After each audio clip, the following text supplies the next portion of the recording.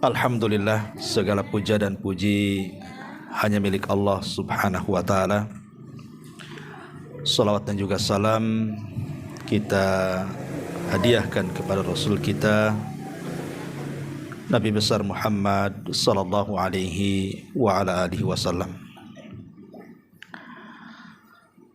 Hadirin dan hadirat yang dimuliakan Allah subhanahu wa ta'ala, alhamdulillah di malam hari ini kembali kita bisa duduk di tempat ini, tentu dalam rangka talabul ilmi, dan biasa kita mengkaji tafsir surah pendek dalam juz amma. Tapi malam ini mungkin tema kita buat tema nasihat saja,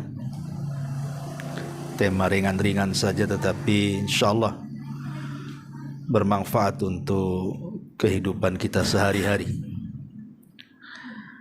Apa itu amalan-amalan ringan, tetapi kalau kita kerjakan atau kita lakukan bisa menghapuskan dosa-dosa kita sepanjang kita hidup. Allah subhanahu wa ta'ala, tentu yang dimaksud amalan-amalan ringan di sini semua manusia bisa melakukannya, karena tidak harus menginfakkan semua harta, atau tidak harus kemudian kita berperang sehingga kemudian harus meregang nyawa.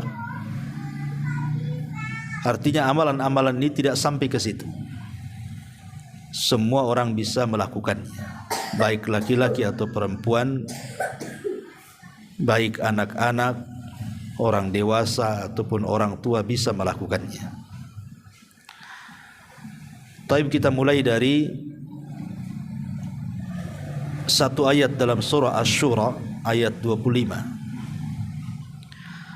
Allah subhanahu wa ta'ala mengatakan, wa huwa alladhi yaqbalu taubata an ibadi wa ya'fu anis sayyiati wa ya'lamu ma taf'alun. Allah subhanahu wa ta'ala berfirman, dialah Allah yang menerima tobat-tobat dari hamba-hambanya dan juga memaafkan seluruh kesalahannya, dan Allah tahu apa yang kalian lakukan. Di dalam ayat ini, ikhwatu fiddin yang dimuliakan Allah subhanahu wa ta'ala, Allah subhanahu wa ta'ala dengan kelembutannya dan dengan kasih sayangnya seolah-olah ingin mengatakan kepada kita, kalau seandainya di antara kalian, wahai hamba-hambaku, melakukan sebuah dosa,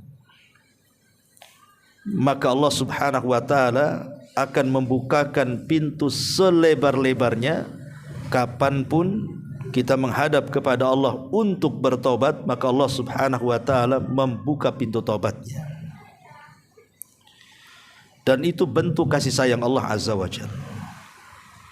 Bahkan kasih sayang Allah subhanahu wa ta'ala melebihi kasih sayang seorang ibu kepada anaknya.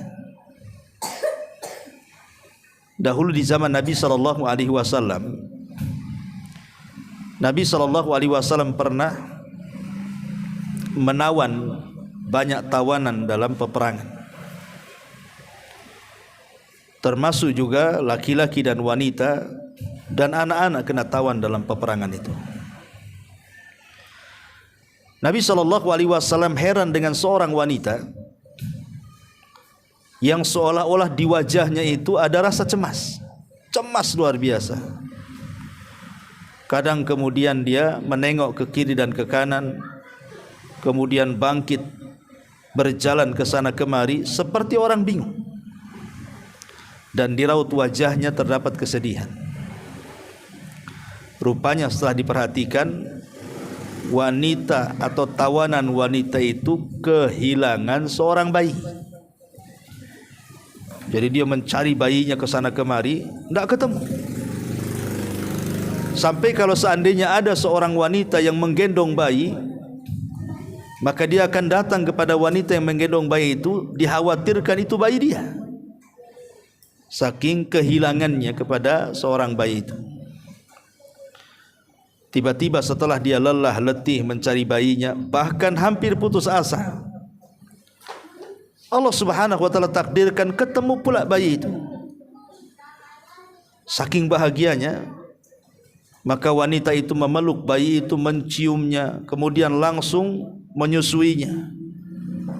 Dengan penuh kasih sayang wanita itu memeluk erat bayinya itu. Kata Nabi SAW di hadapan para sahabat, bagaimana kalau seandainya di antara kalian, kata Rasul, mengumpulkan kayu bakar dan membakarnya. Setelah kemudian apinya menyala, kalian suruh wanita yang kehilangan bayi, yang baru saja ketemu bayinya, lemparkan bayimu ke dalam api itu. Maka sahabat mengatakan, ya Rasulullah, mustahil. Wanita itu sudah lama mencari bayinya, hampir putus asa. Setelah ketemu bayinya, tiba-tiba disuruhnya pula melempar bayi itu ke dalam api. Mustahil, tidak mungkin mau seorang ibu melemparkan bayinya ke dalam api, kata sahabat. Maka Nabi SAW mengatakan kepada para sahabatnya, Allah lebih sayang kepada hambanya dibandingkan wanita itu kepada bayinya. Allah lebih sayang kepada hambanya dibandingkan wanita yang kesana kemari mencari bayinya, kemudian setelah ketemu memeluknya, daripada ibu itu kepada bayinya. Makanya ada seorang ulama mengatakan, kalau nanti pada hari kiamat kemudian aku disuruh memilih siapa kira-kira yang akan menghisabku, Allah ataukah ibuku, maka dia mengatakan, demi Allah, aku lebih memilih Allah yang menghisabku dibandingkan ibuku yang menghisabku, katanya. Padahal mustahil ibu yang sayang dengan anaknya ketika menghisab anaknya, kan tidak mungkin juga memasukkan anaknya ke neraka. Kalau seorang ibu itu sayang dengan anaknya, tetapi Allah Subhanahu wa taala jauh lebih sayang kepada kita dibandingkan ibu kita dengan kita. Karena Allah Subhanahu wa taala itu adalah zat yang maha Ar-Rahman dan Rahim. Ma'asyiral muslimin yang dimuliakan Allah Subhanahu wa taala, di dalam ayat yang lain dalam surah Az-Zumar ayat 53, Allah Subhanahu wa taala mengatakan, "Qul ya ibadiyalladzina asrafu ala anfusihim." Katakan, wahai hamba-hambaku yang mereka melampaui batas terhadap diri-diri mereka, la taqnatu min rahmatillah, jangan pernah putus asa dari mengharap kasih sayang Allah Subhanahu wa taala. Innallaha yaghfiru dzunuba jami'a, karena Allah itu menghapuskan seluruh dosa hamba-hambanya. Ma'asyiral muslimin yang dimuliakan Allah Subhanahu wa taala, bentuk kasih sayang Allah Azza wa Jalla kepada kita adalah ketika kita melakukan sebuah dosa, Allah masih menutupi dosa kita. Kalau Allah Subhanahu wa taala mau membongkar dosa kita atau aib kita, tidak ada orang yang selamat, ikhwan. Tidak ada orang yang selamat. Kalau aib kita sampai terbongkar, tidak ada yang selamat kita ini dari manusia yang lainnya. Boleh jadi yang dulunya dihormati bisa saja direndahkan. Boleh jadi dulunya kita ini dimuliakan, boleh saja dihinakan. Atau mungkin dulunya orang mau bicara dengan kita, boleh juga meninggalkan kita kalau sampai aib kita ditampakkan Allah kepada orang lain. Siapa di antara kita yang tidak punya aib? Semua kita itu punya aib. Saya, Anda, siapapun. Boleh jadi kalau antum tahu aib saya, nggak mungkin antum undang saya ke sini untuk ngaji. Saya dimuliakan antum dan diundang ke sini itu karena Allah masih menutup aib saya saja.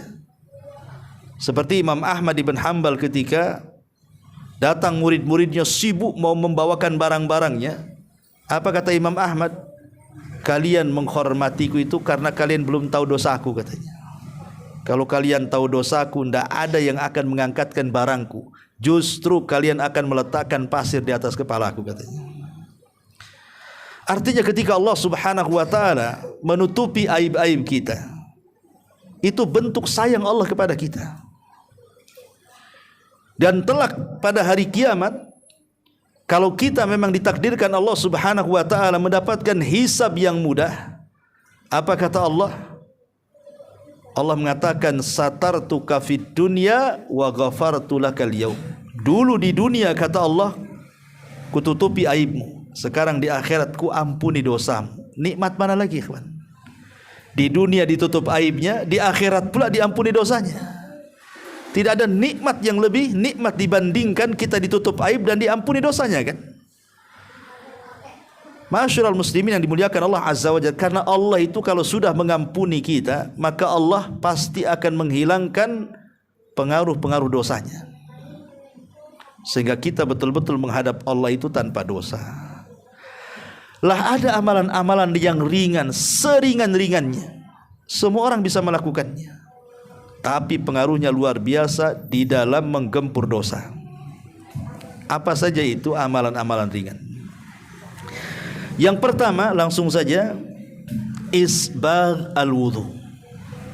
Menyempurnakan wudu. Menyempurnakan wudu itu amalan ringan, ikhwatu fiddin. Nabi SAW bersabda dalam sebuah hadis, kata Nabi SAW, maukah kuhabarkan kepada kalian ala ma yamhullahu bihil khataya, sesuatu yang bisa menghapuskan dosa-dosa kalian, wa yarfa'u biha darajat, bukan hanya menghapus dosa, Allah angkat derajat kita. Karena sorga itu kan sifatnya darajat, bertingkat-tingkat. Makin tinggi sorga itu makin indah, makin tinggi makin indah, makin tinggi makin luar biasa keindahannya. Itulah sorga. Lah dengan amalan yang sangat ringan ini bukan hanya dihapuskan dosa, Allah angkat derajat kita di sorga lagi. Subhanallah. Wa yarfa'u biha darajat. Kata Nabi SAW, salah satunya apa? Isbagil wudu alal makari. Sempurnakan wudumu di waktu engkau tidak suka berwudu. Boleh jadi mungkin antum lagi demam, kan itu ya, mau megang air tuh kayaknya gimana gitu ya. Atau subuh-subuh dingin-dingin gitu ya, mau megang air itu kayaknya udah dingin pula air itu. Tetapi kalau kita mau menyempurnakan wudu seperti biasa, walaupun agak demam, walaupun cuaca dingin, tetap kita berwudu, maka itu penyebab amalan yang bisa menghapuskan banyak dosa. Bukan hanya menghapuskan banyak dosa, diangkat pula derajat kita. Makanya jangan pernah meremehkan ibadah wudu, karena setiap basuhan pada anggota wudu kita ini itu bisa menggugurkan dosa.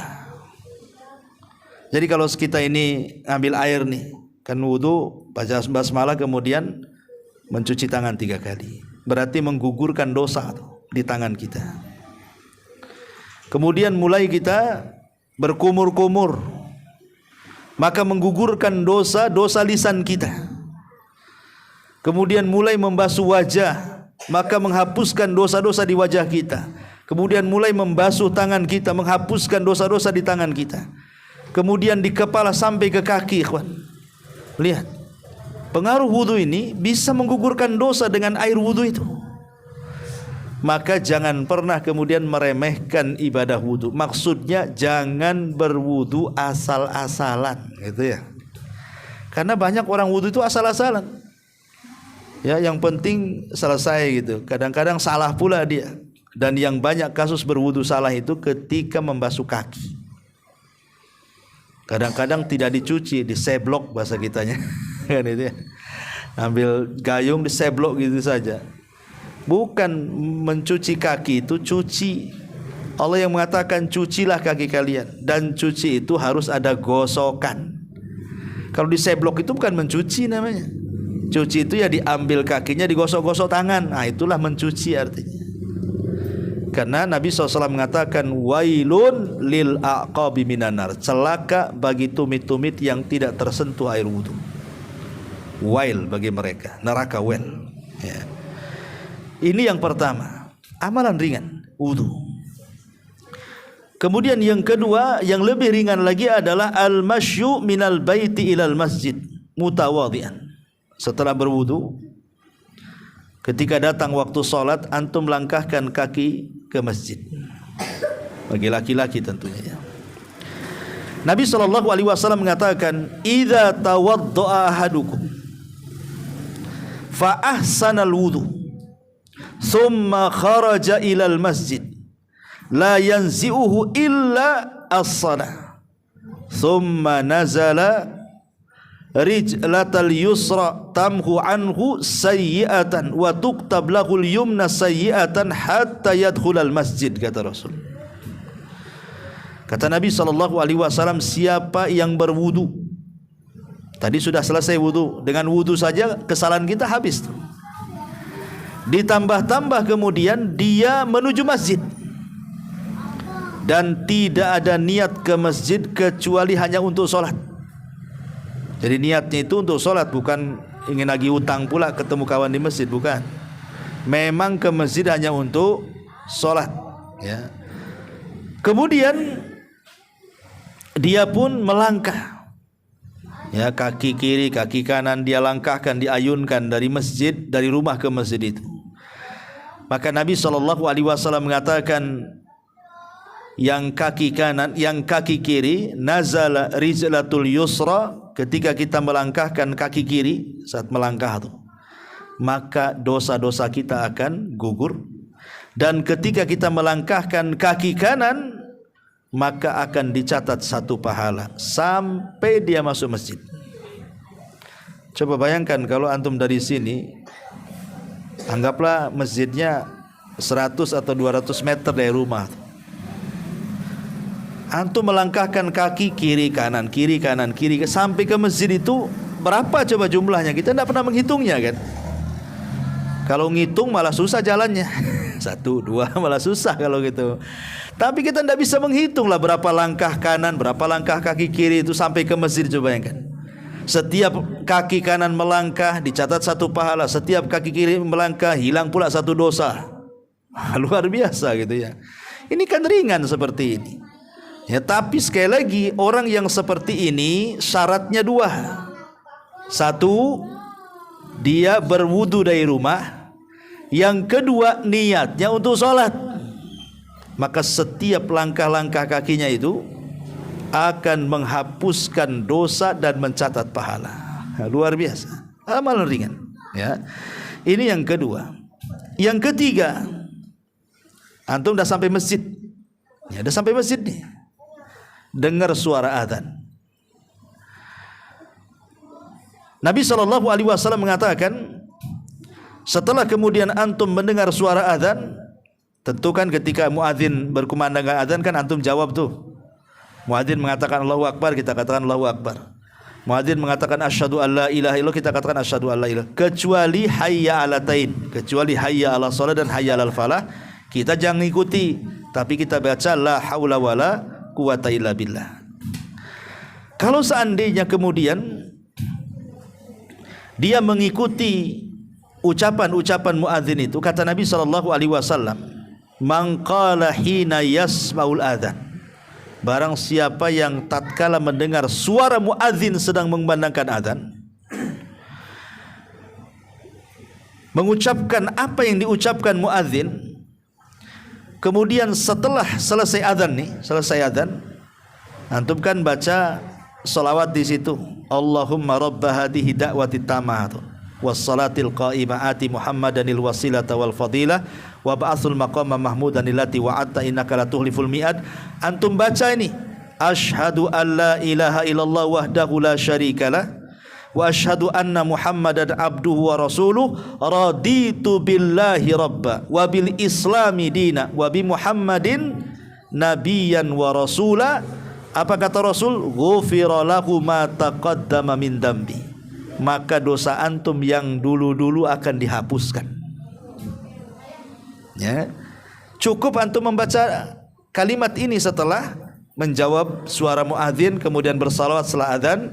Antum baca bersyahadat asyhadu alla ilaha illallah wa asyhadu anna Muhammadar Rasulullah raditu billahi rabba wa bil islami dina wa bi Muhammadin nabiyya wa rasula. Dengan ucapan ini Allah hapuskan dosa-dosa kita. Coba mulai dari wudu dihapuskan dosa, langkah ke masjid dihapuskan dosa, zikir setelah adzan dihapuskan lagi dosa kita. Luar biasa ya kawan ya. Kemudian setelah adzan kan nggak langsung sholat, ada jeda dulu kan di situ, menunggu lagi kita ini. Habis mamanya adzan, antum sholat tahiyatul masjid kayak atau mungkin qobliyah kan itu. Kan tidak harus langsung sholat, tidak ada beberapa masjid langsung qomat, tapi ada beberapa masjid itu kan ngasih waktu, antara 10 menit 15 menit baru sholat kan. Apa kata Nabi SAW? Ya. Maukah kutunjukkan kepada kalian sesuatu ma yamhullahul bihil khataya wa yarfa'u bika darajat, sesuatu yang bisa menghapuskan keburukan kesalahan kalian dan mengangkat derajat kalian. Kata Nabi SAW, salah satunya adalah intidharus salati ba'da salat. Antum menunggu salat untuk salat lagi. Jadi menunggu salat itu bisa menggugurkan pahala tuh. Bisa menggugurkan dosa dan bisa mengangkat derajat. Duduk saja nunggu sholat, seolah-olah kita sedang sholat, ditambah-tambah dosa kita gugur, kemudian kita diangkat. Makanya kalau seandainya antum memang ya adalah kesenggangan waktu, kan tidak mungkin antum seminggu atau sebulan tuh sibuk terus kan itu. Mesti adalah 1-2 hari itu yang senggang, datanglah ke masjid. Pamannya maghrib jangan balik gitu ya. Nanti dari maghrib ke isya itu kan tidak terlalu lama jaraknya. Antum bisa baca Quran, berzikir sambil ya. Itu namanya menunggu sholat setelah sholat ya. Maka itu bisa menggugurkan dosa dan mengangkat derajat. Ini yang keempat ya. Kemudian yang kelima, setelah kita berwudu menggugurkan dosa, kemudian berjalan ke masjid jalannya menggugurkan dosa, kemudian zikir setelah adzan menggugurkan dosa lagi, kemudian setelah itu nunggu sholat wajib menggugurkan dosa lagi. Kemudian di sana ada sholat sunnah ya.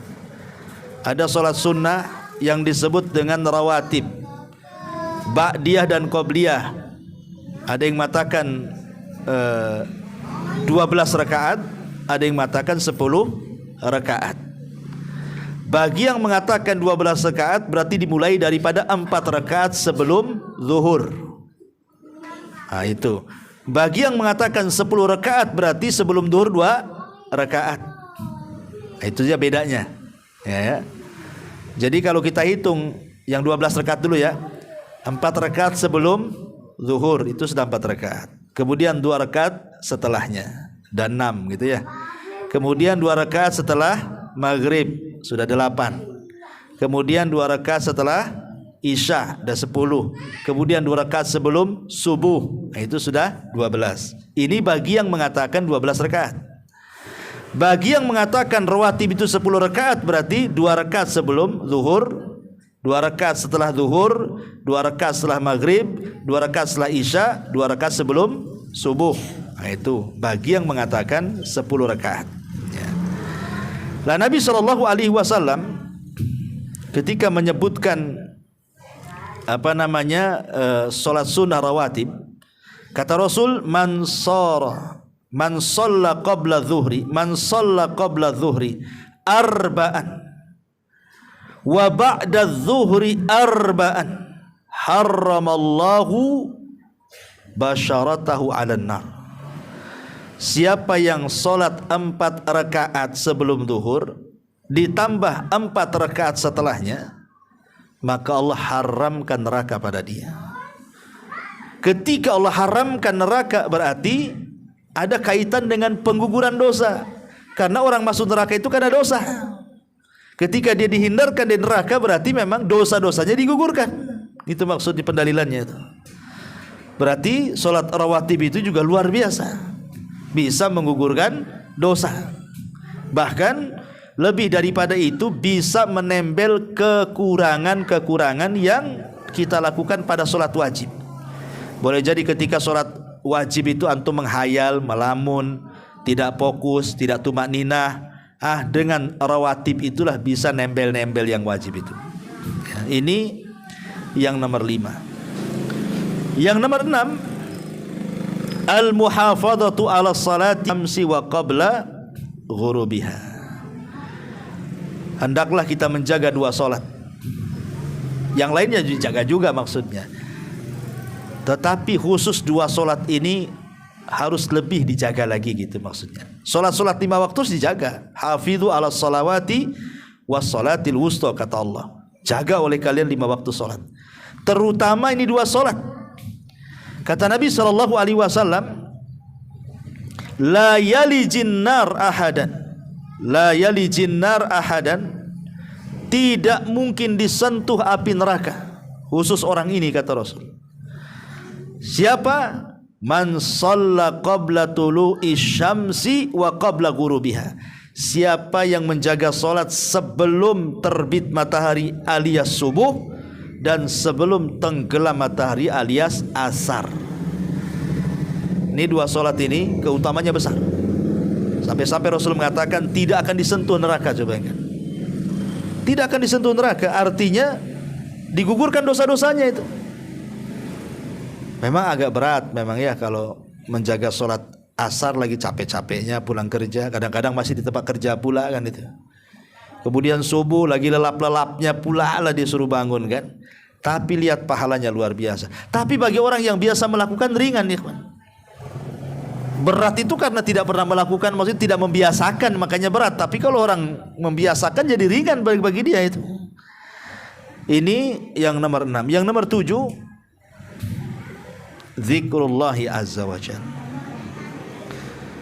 Zikrullahi azza wa jal maksudnya berzikir kepada Allah baik dalam bentuk berjamaah seperti kita ini kan dalam bentuk jamaah nih. Kita ini sedang berzikir sebenarnya. Ya, berzikir di majelis taklim. Karena afdhalul zikri, seutama-utama zikir itu mempelajari yang halal dan yang haram, yang berpahala dan yang tidak. Ya ilmu agama lah itu maksudnya. Itulah afdhalul zikir itu sebenarnya majelis taklim. Ya, jadi seutama-utama zikir adalah ketika di majelis itu diingatkan tentang hukum halal haram, hukum-hukum agama. Majelis ilmu itu seafdal-afdalnya zikir itu. Lihat kata Nabi sallallahu alaihi wasallam, "Ma jalasa qaumun yadhkuruna Allah ta'ala fayakumuna hatta yuqalu lahum qumu qad ghafarallahu lakum dzunubakum wa buddilat sayyi'atikumul hasanat." Jadi kalau antum habis taklim seperti ini, ya tadi kita mulai dari jam 8 lebih, tar lagi kita selesai. Kemudian selesai ngaji nih, antum buyar pulang. Apa kata Rasul? Qumu maghfuran lakum. Dosa-dosa kalian sudah diampuni. Pulanglah kalian kata Rasul. Cukup sampai di situ? Tidak. Kata Nabi SAW, keburukan yang kalian bawa tadi sebelum kalian ngaji di sini sudah diganti dengan kebaikan katanya. Luar biasa. Hanya duduk di majelis taklim, coba bayangkan. Dosa kita hilang, kemudian keburukan kita diganti dengan kebaikan. Luar biasa. Ya, hanya duduk saja. Itu pun kan malas itu. Orang mau ngaji itu kalau tidak ada mood yang kuat itu tidak akan datang ke pengajian. Coba kalau tetangga buat konser dangdut, nggak diundang pun datang. Paling depan pula pakai peci, malu-maluin aja dia. Gitu kan ya. Kadang-kadang kan aneh gitu ya. Kalau padahal ini jelas undangan Allah, itu undangan makhluk loh ya. Ngaji kan undangan Allah, bukan undangan panitia pengajian, tidak. Hakikatnya ngaji itu Allah yang undang sebenarnya. Nah, lihat bagaimana fadilah orang duduk di majelis taklim itu. Nah, gimana Ustaz yang ngantuk-ngantuk? Insya Allah yang ngantuk-ngantuk diampuni juga. Penting jangan tidur ngoro aja. Nanti ditinggalkan sendirian dia di sini. Besok baru bangun. Tapi ini yang nomor 7. Yang nomor 8, ya, at-tasahul ma'al khalqi wal layyin wal musamaha. Ya, ketika antum, kita urut dari awal kan tadi. Itu berwudu menghapuskan dosa. Kemudian berjalan ke masjid menghapuskan dosa. Sampai di masjid dengar azan, kemudian membaca asyhadu alla ilaha illallah wa asyhadu anna muhammadar rasulullah raditu billahi rabba wa bil islami dina wa bi muhammadin nabiyya wa rasula. Dosa dia sudah gugur lagi. Kemudian duduk, antum nunggulah tegak solat 5 waktu, solat wajib itu, dihapuskan lagi dosanya. Kemudian di situ ada rawatib, dihapuskan lagi dosanya. Kemudian setelah antum solat wajib, kemudian ada majelis taklim, duduk pula antum di masjid itu melakukan taklim, pulang dihapuskan pula dosanya. Ya. Kemudian ketemu kawan-kawan di masjid itu, kita orangnya baik, supel, mudah, enak gitu ya bahasa kitanya ya. Ya, tidak kaku gitu. Kata Nabi SAW, "Man kana sahlan hayyinan layyinan harramahullahu 'alan nar." Maka siapa yang memiliki akhlak mudah, lembut, ya, pokoknya mudah sama orang, enak, supel bahasa kitanya, maka Allah haramkan darinya neraka. Ya, maka biasakan bersikap supel, karena kadang-kadang nih ada ikhwan-ikhwan tuh dulu sebelum ngaji, sama orang baik, negor, senyum ini. Sudah ngaji, jangan lagi negor, senyum pun tidak. Ini gimana? Siapa ustadznya? Abu Mero. Wah, Abu Mero kena nih. Kacau, mana ada Abu Mero ngajari kayak gitu itu. Kita suruh senyum, ya ketemu orang nyapa. Ya, ini gimana ceritanya? Harusnya habis ngaji makin lembutlah sama orang. Mau sebelum ngaji masih awam kok dia bisa baik sama orang, setelah ngaji pula nggak baik pula sama orang. Lah orang yang muda, kata Nabi SAW, yang sahlan hayyinan layyinan, itu diharamkan neraka pada dia. Kemudian mudah bagi orang, itu sudah diampuni juga dosanya, dijauhkan neraka. Kemudian ketika kita ini berkomunikasi dengan orang, kita menjaga lisan. Menjaga lisan kita ini, tidak membongkar aib orang dan berusaha menutup aib orang. Kemudian juga memberikan arahan kepada orang yang sedang gibah, jangan gibah, dan begitu seterusnya. Berusaha dia menutupi aib orang. Maka Nabi SAW mengatakan, man dabba'an irdi akhihi bil ghibati kana haqqan 'ala Allah an yu'tiqahu minan nar. Siapa yang membela kehormatan saudaranya, kita tidak menjelek-jelekan atau kita melarang orang lain menjelek-jelekan, ya, maka dia berhak mendapatkan hadiah dari Allah, di mana Allah akan memerdekakan ia dari api neraka. Ya, jadi kalau sudah ke masjid, udah ada majelis taklim, kemudian orangnya enak, kemudian lisannya kita jaga tidak menyakiti orang, menyakiti saudara kita, atau kita menasihati orang yang menyakiti saudaranya, maka Allah hadiahkan apa? Haqqan 'ala Allah, kewajiban bagi Allah, an yu'tiqahu minan nar.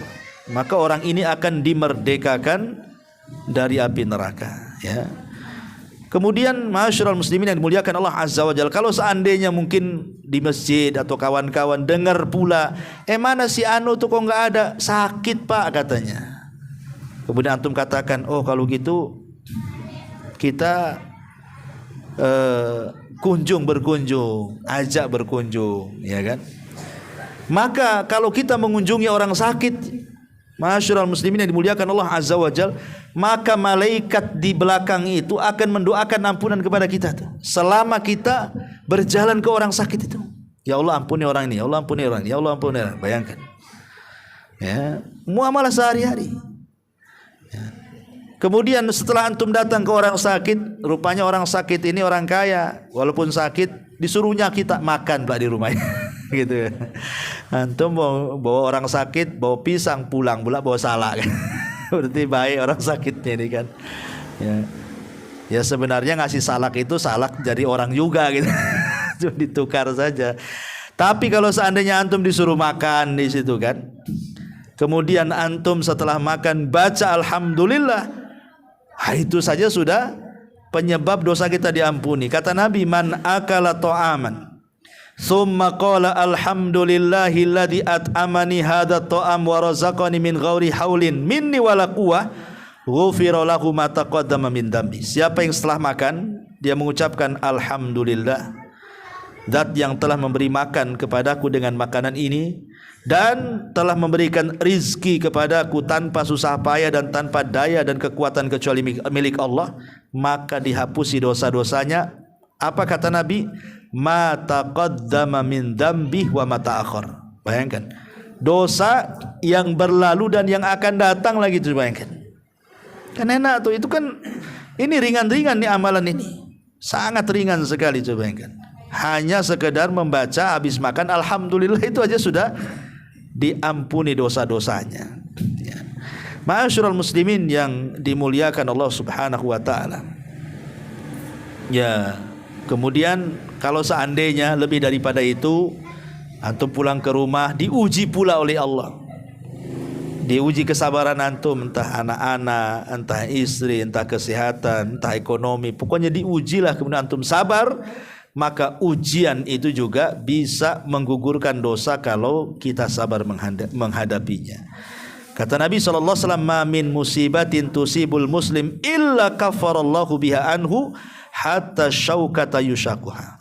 Kata Nabi SAW, tidaklah seorang muslim ditimpa musibah kecuali Allah akan hapuskan kesalahannya sampai pun duri yang menancap di kaki. Antum dari masjid nih ke rumah kena paku pula kan itu. Sikit padahal kan pakunya. Ya, tapi antum tidak mengatakan aduh, bismillah. Jadi antum kalau umpamanya kena paku, jangan bilang aduh, bismillah gitu maksudnya. Karena ada seorang sahabat namanya Tolhah bin Ubaidillah, ketika perang terkena sabetan pedang.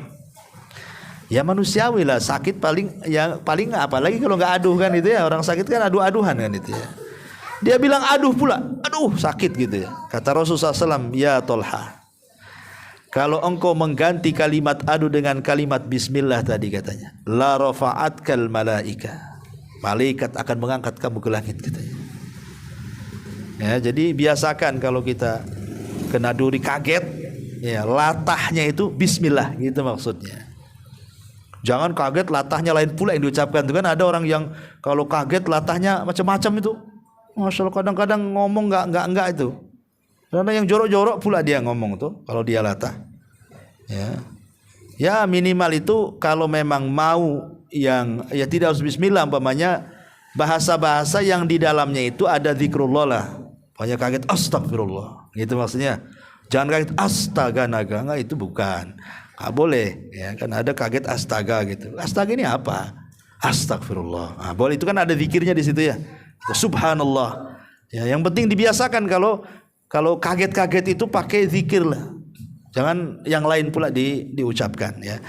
Inilah di antara amalan-amalan ringan ikhwatu fiddin yang keseharian kita mulai dari rumah loh ya. Dari rumah ke masjid, pulang lagi ke rumah, dosa kita sudah diampuni sepanjang hayat coba. Kalau itu antum lakukan terus-terusan sampai meninggal, tapak enggak husnul khotimah kita. Ya. Jadi jangan cerita amal-amalan berat lah. Yang ringan-ringan ini saja kadang-kadang kita ini tidak melakukannya. Apalagi kalau disodorkan yang berat kayak haji, umroh, jihad, mungkin pikir-pikir kita kan. Kalau yang ringan saja tidak bisa, mustahil antum bisa yang berat ya. Ya wallahu alam, masih ada waktu 10 menit kita bertanya jawab dulu ya. Silakan kalau ada yang mau bertanya. Iya. Waalaikumsalam. Mengenai sholat sunnah rawatib yang 4 rakaat sebelum zuhur dan 4 rakaat sesudah zuhur itu apakah dilaksanakan 4 sekaligus atau dua-dua atau gimana? Dua-dua. Iya, 2 rakaat salam, 2 rakaat salam. Tapi Nabi SAW melakukan 4 rakaat sebelum duhur atau setelah duhur 4 rakaat itu dilakukan di masjid. Tapi kalau antum dilakukan di rumah 2 rakaat saja. Jadi Rasul itu kalau sholat di masjid setelah duhur biasa 4 rakaat. Tapi kalau pulang 2 rakaat. Itu maksudnya. Jadi kalau antum sholat di masjid dia buatlah 2 rakaat salam 2 rakaat salam gitu. Ya, wallahu a'lam. Dan Abdul 12 rakaat itu sebaiknya di rumah apa? Ya, yang paling afdol sholat sunnah itu di rumah. Tapi boleh di masjid. Kadang-kadang di rumah malas. Cuman kalau cerita afdol-afdolan ya di sholat sunnah itu memang Rasul selalu dilakukan di rumah. Kenapa? Karena Nabi mengatakan la taj'alu buyutakum al-maqabir. Jangan jadikan rumah kalian seperti kuburan. Kuburan lah tengok sepi, lewat aja takut kita. Jangan kayak gitu. Makanya jadikan rumah itu tempat ibadah juga. Ibadah sunnah di rumah, ibadah wajib di masjid gitu maksudnya. Ya, walaupun makanya kenapa kemudian wanita-wanita di zaman Nabi SAW dianjurkan untuk lebih banyak ibadah di rumah. Untuk wabil khusus sholat gitu ya. Dan pahalanya sama. Ini laki-laki yang berjalan dari rumah ke masjid berjamaah dengan wanita yang sholat di rumah itu pahalanya sama. Nggak beda pahalanya. Yang didapati laki-laki juga akan didapati wanita yang sholat di rumah. Tapi kalau seandainya wanita ingin ke masjid ya nggak apa-apa, mungkin karena habis sholat ada kajian. Kalau sholat di rumah tak dapat ngaji, ambil maslahatnya, ya nggak ada masalah.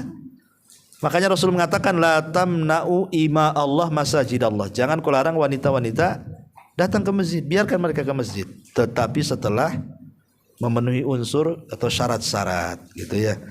Tidak pakai minyak wangi, ini enggak gitu ya. Wah, satu disemprotin semua itu. Kalau masih kurang itu pakai baygon nyamuk. Kan sekarang di baygon tuh harum loh. Kalau dulu kan cuman itu saja, itu sekarang macam-macam. Rasa jeruk pun ada sekarang. Ya kadang-kadang kalau nggak ada parfum udah pakai baygon aja. Jadi wanita ya ndak boleh, wanita itu ndak boleh pakai parfum. Laki-laki harus. Ya laki-laki itu harus wangi. Makanya Rasul itu sebelum datang beberapa jarak itu sudah kecium. Nah, ini pasti Nabi nih. Nah, coba antum kayak gitu. Kawan-kawan antum di masjid, ini pasti Bapak Anu nih. Khas dia kata. Nah, ada khas baunya, ada khas wanginya pula. Ini khas baunya pasti si Anu nih katanya. Ya kalau bisa ya khas wanginya lah kan. Ya, wallahu a'lam. Ya, saya kira cukup sudah jam 9. Subhanakallahumma bihamdika, asyhadu an la ilaha illa anta astaghfiruka wa atubu ilaik. Allah Ta'ala. Assalamualaikum warahmatullahi wabarakatuh.